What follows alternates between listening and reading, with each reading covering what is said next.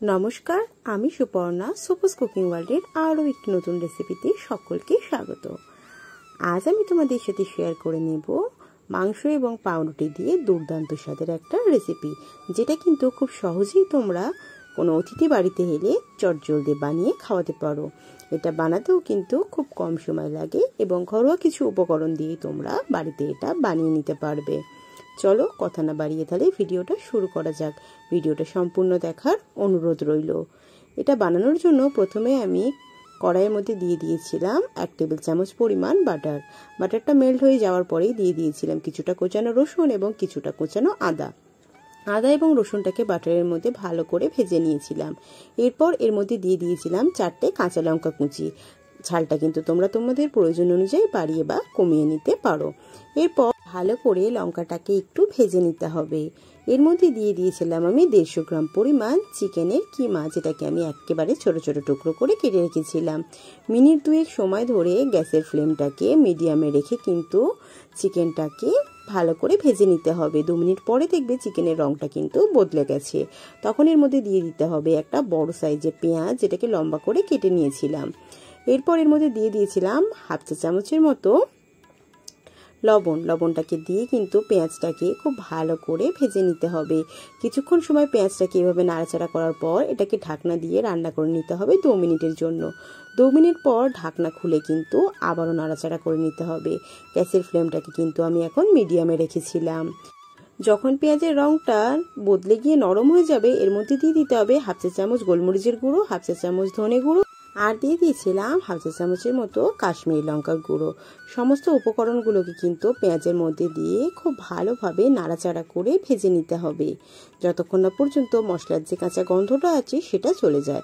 এইভাবে মিনিট 2 নাড়াচাড়া করার পর এর মধ্যে দিয়ে দিয়েছিলাম আমি মিডিয়াম সাইজের একটা ক্যাপসিকাম, যেটাকে লম্বা লম্বা টুকরো করে কেটে নিয়েছিলাম। ক্যাপসিকামটাকে দিয়েও কিন্তু গ্যাসের ফ্লেমটাকে মিডিয়ামে রেখে এটাকে মিনিট 2 সময় ধরে ভালো করে রান্না করে নিয়েছিলাম। এরপর এর মধ্যে দিয়ে দিয়েছিলাম একটা মিডিয়াম সাইজের টমেটো, যেটাকে লম্বা করে কেটে নিয়েছিলাম। টমেটোটাকে দেওয়ার পরেও কিন্তু 2 মিনিট সময় ধরে এটাকে ভালো করে নাড়াচাড়া করে ঢাকনা দিয়ে রেখে দেব মিনিট 2 সময়ের জন্য। 2 মিনিট পর ঢাকনা খুলে কিন্তু আবারও ভালো করে নাড়াচাড়া করে নিতে হবে, যেন তলার থেকে মশলাটা না ধরে যায়। এরপর এর মধ্যে দিয়ে দিয়েছিলাম 1 টেবিল চামচ জল দেওয়ার পর এটাকে ঢাকনা দিয়ে 2 মিনিটের জন্য রান্না করে নিতে হবে। তাহলে কিন্তু ক্যাপসিকাম আর টমেটোটা খুব ভালোভাবে সিদ্ধ হয়ে যাবে। 2 মিনিট পর ঢাকনা খুলে ভালো করে আবারও মিশিয়ে নিতে হবে। এরপর এর মধ্যে দিয়ে দিতে হবে 1 টেবিল চামচ টমেটো সসটাকে দিয়েও কিন্তু মিনিট 2 সময় ধরে গ্যাসের ফ্লেমটা মিডিয়ামে রেখে ভালো করে নাড়াচাড়া করে নিতে হবে। ভালো করে টমেটো সসটা মিশিয়ে নেওয়ার পর এর মধ্যে দিয়ে দিয়েছিলাম আমি 1 টেবিল চামচ মেয়োনিজটা যদি তোমাদের হাতের কাছে না থাকে তাহলে তোমরা এটাকে বাদ দিতে পারো, আর যদি থাকে তাহলে অবশ্যই ব্যবহার করো। এরপর ভালো করে মেয়োনিজটাকে মিশিয়ে নিতে হবে। মেয়োনিজটা খুব ভালোভাবে মেশানো হয়ে গেলে এর মধ্যে দিয়ে দিয়েছিলাম 1 টেবিল চামচ কর্নফ্লাওয়ার, যেটাকে আগে থেকেই জলে গুলে রেখেছিলাম। তারপর ভালো করে নাড়াচাড়া করে গ্যাসের ফ্লেমটাকে একটু বাড়িয়ে দিয়ে কিন্তু এটাকে রান্না করে নিতে হবে যতক্ষণ না পর্যন্ত জলটা খুব ভালোভাবে শুকিয়ে যায় এবং মশলাটা একটু ড্রাই হয়ে যায়। দেখো, কিছুক্ষণ সময় ধরে নাড়াচাড়া করলেই কিন্তু দেখবে খুব সুন্দরভাবে পুরটা শুকনো হয়ে গেছে। এরপর এর মধ্যে দিয়ে দিতে হবে কিছুটা পরিমাণ কোচানো ধনেপাতাটাকে দিয়ে ভালো করে মিশিয়ে নিতে হবে। দেখো, এখন কিন্তু পুরটা একেবারে তৈরি হয়ে গেছে। এটাকে নামিয়ে এখন ঠান্ডা করে নিতে হবে। এবার একটা কড়াই বসিয়ে কড়াইয়ের মধ্যে দিয়ে দিয়েছিলাম আমি 1 কাপ পরিমাণ জলের মধ্যে বসিয়ে দিয়েছিলাম একটা স্ট্যান্ডের ওপর দিয়ে দিয়েছিলাম আমি একটা ফুটো ঝুড়িতে করে কয়েকটা পাউরুটিটা যেহেতু আমার বাসি ছিল, অনেকটা বেশি শক্ত হয়ে গিয়েছিল। পাউরুটি যখন বাসি হয়ে যায় শক্ত হয়ে যায়। এভাবে যদি 3 থেকে 4 মিনিট স্টিমে ভালো করে রান্না করে নেওয়া যায় তাহলে কিন্তু পাউরুটিটা ঠিক আগের মতোই নরম হয়ে যায় এবং এতটাই সফট হয়ে যায় যে তোমরা যে কোনোভাবে এটাকে রান্না করে নিতে পারো। দেখো, এটা ঠিক এতটাই সফট হয়ে গিয়েছিল। এরপর কিন্তু আমি একটা চপিং বোর্ডের মধ্যে রেখে ভালো করে পাউরুটির চারধারের যে বাদামি অংশটা সেটা বাদ দিয়ে নিয়েছিলাম।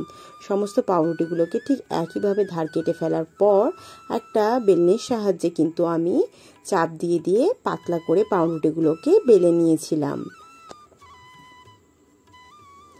এরপর একটা বাটির মধ্যে নিয়ে নিয়েছিলাম 4 চামচের মতো ময়দা, হাফ চা চামচ লবণ, কিছুটা পরিমাণ গোলমরিচের গুঁড়ো আর সামান্য একটু লাল লঙ্কার গুঁড়ো। তারপর অল্প অল্প করে জল দিয়ে কিন্তু এখানে একটা পাতলা ব্যাটার তৈরি করে নিতে হবে। এবার যে পুরটাকে আমি বানিয়ে রেখেছিলাম, একটা পাউরুটি নিয়ে পাউরুটির ওপর কিন্তু পুরটাকে খুব ভালোভাবে ছড়িয়ে দিতে হবে। যখন খুব ভালোভাবে ছড়িয়ে দেওয়া হয়ে যাবে তখন কিন্তু এর উপর থেকে আরও একটা পাউরুটি দিয়ে দিতে হবে এবং হাত দিয়ে ভালো করে চেপে দিতে হবে। এবং এটাকে আমি কিন্তু এরকম ত্রিকোণ করে কেটে নিয়েছিলাম। এইভাবে কিন্তু সমস্ত পাউরুটির মধ্যে আমি পুর ভরে নিয়েছি। এবার ওই পুর ভরা পাউরুটিগুলোকে ময়দার মধ্যে ডুবিয়ে নিয়ে বিস্কুট গুঁড়োর মধ্যে কোডিং করে নিয়েছিলাম। এখানে কিন্তু আমি একবারই কোডিং করেছিলাম, তোমরা যদি চাও তাহলে দুবার কোডিংও করে নিতে পারো। ভালো করে বিস্কুটের গুঁড়ো লাগানো হয়ে গেলে চপিং বোর্ডের ওপর রেখে ছুরি দিয়ে এভাবে চেপে দিলেই দেখবে কিন্তু খুব সুন্দরভাবে এটা সেট হয়ে গেছে। এভাবেই কিন্তু সমস্ত পকোড়াগুলোকে আমি বানিয়ে নিয়েছিলাম।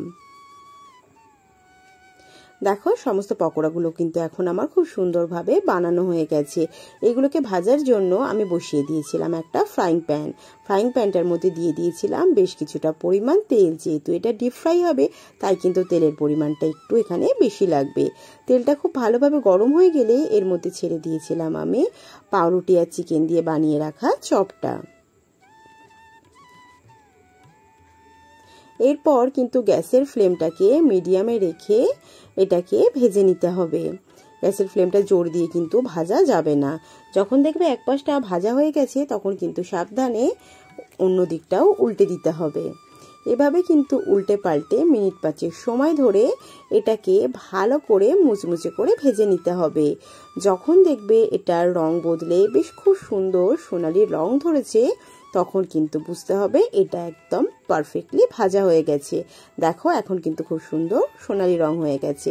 এগুলোকে এখন তেল থেকে তুলে একটা কাগজের ওপর রেখে দেব যাতে যে অতিরিক্ত তেলটা আছে সেটা শুষে নেয়। একইভাবে কিন্তু আমি বাকি পাউরুটির চপগুলোকেও ভেজে নেব। দেখলে তো কতটা সহজে ঘরে থাকা কিছু উপকরণ দিয়ে চটজলদি এই দুর্দান্ত স্বাদের রেসিপিটা বানিয়ে নেওয়া যায়। অবশ্যই কিন্তু তোমরা বাড়িতে রেসিপিটা ট্রাই করো আর খেয়ে কেমন লাগলো সেটা আমাকে কমেন্ট করে জানাতে ভুলো না। এই ছিল আজকে আমার রেসিপি। ভিডিওটি যদি তোমাদের ভালো লেগে থাকে তাহলে অবশ্যই লাইক, কমেন্ট এবং শেয়ার করে দিও।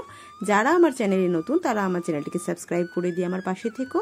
খুব তাড়াতাড়ি তোমাদের সাথে দেখা হবে আমার পরবর্তী ভিডিওতে। ততক্ষণই সকলে ভালো থেকো, সুস্থ থেকো। টাটা।